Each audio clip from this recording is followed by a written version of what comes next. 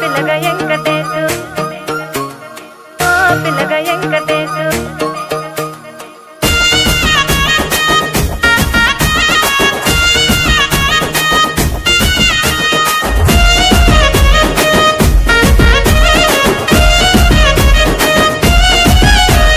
సిద్ధిరాల మనసు నాది చిన్నగా పోతుంటావో చూడక పోతుంటావో ఇంట్లో చిన్నదాన్ని నేను సిద్ధిరాల